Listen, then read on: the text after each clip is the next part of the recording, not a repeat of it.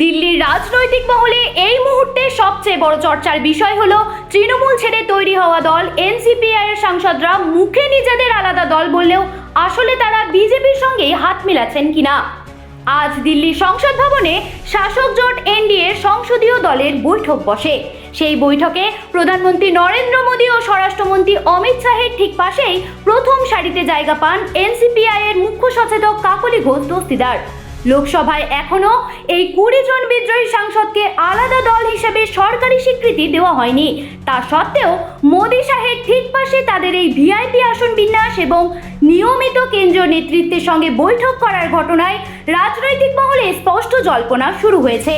এই বৈঠকে এনসিপিআই সাংসদ সায়নী ঘোষ জানিয়েছেন যে মুক্ত বাণিজ্য চুক্তি বা এফটিএ এবং ব্লু ইকোনমি নিয়ে আলোচনা হয়েছে এবং এই বৈঠকে যোগ দিয়ে তারা নতুন কিছু শিখতে পেরেছেন।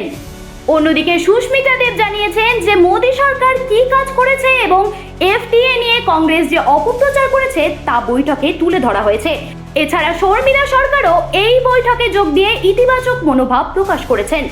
তবে এই পুরো বিষয়টিকে তীব্র ভাষায় আক্রমণ করে তৃণমূল সাংসদ সৌগত রায় বলেছেন যে যারা মমতা বন্দ্যোপাধ্যায়ের ছবি ও বিজেপির বিরোধিতা করে সাধারণ মানুষের ভোটে জিতেছিলেন, আজ তারা বিজেপির সঙ্গে হাত মিলিয়ে দল ও মানুষের সঙ্গে চরম বিশ্বাসঘাতকতা করছেন।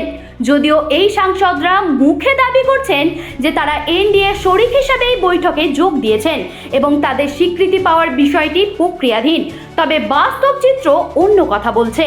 লোকসভা নির্বাচনে তৃণমূল তথা মমতা বন্দ্যোপাধ্যায়ের ছবি ব্যবহার করে এবং বিজেপির বিরুদ্ধে কড়া ভাষায় লড়াই করেই এরা জয়ী হয়েছিলেন।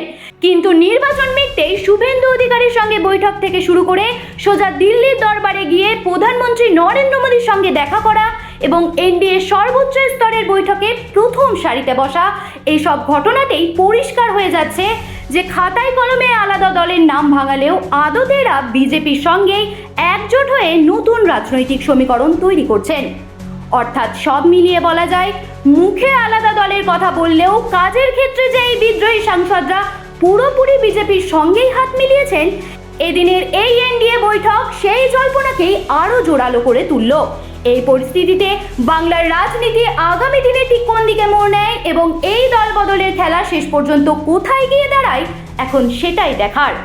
জ্যোতি সরকারের রিপোর্ট, হেডলাইন্স কলকাতা। আপনার কি লিপিড প্রোফাইলে এলডিএল কোলেস্টেরল লেভেল বেশি এসেছে? তবে জেনে নিন তার জন্য খাদ্য তালিকায় কি কি অ্যাড করতে হবে। আমি দিয়া Bhattacharya, dietician at Vivacity multi speciality hospital. LDL cholesterol level বা ব্যাড কোলেস্টেরল লেভেল যদি আপনার শরীরে বেড়ে যায় তবে কিন্তু ইন ফিউচার হার্টের বিভিন্ন সমস্যা আসতে পারে। তার জন্য ডায়েটে আপনাকে অ্যাড করতে হবে বিভিন্ন রকমের detox water including green tea. তাছাড়া হাই ফাইবার ফুড আপনাকে ডায়েটে অ্যাড করতে হবে, যেমন ওটস বা এই জাতীয় কোনো রকমের সিরিয়াল প্রোডাক্টস। তার সাথে হতে পারে লেগিউমস এবং লিফি ভেজিটেবলস, ফ্রুটস। এই জিনিসগুলো কিন্তু অনেক ফাইবার কন্টেন্ট থাকে, তো এইগুলো কিন্তু আপনাকে ডায়েটে অ্যাড করতে হবে। এবং last but not the least, ডায়েটে যেটা আমাদের অ্যাড করতে হবে গুড ফ্যাটস, অর্থাৎ যে কোনো রকমের ড্রাই ফ্রুটস। সেইগুলো আমরা অ্যাজ ডায়েটিশিয়ানস আপনাদের হাইট, ওয়েট এবং অন্যান্য রিপোর্টস দেখে তবে যতটা পরিমাণ অ্যাডভাইস করে দেবো সেটা কিন্তু ডায়েটে ইনটেক করতে হবে। আরও কিছু নিউট্রিশন রিলেটেড কোয়ারি থাকলে চোখ রাখুন আমাদের চ্যানেলে। Thank you. আনন্দ আর ভালোবাসার দীপ্তিতে গড়া সমুজ্জ্বল পরমা, ঠিক তোমারই মতো। শ্যাম সুন্দর কোম্পানি জুয়েলার্স, আগরতলা, উদয়পুর, ধর্মনগর, কলকাতা।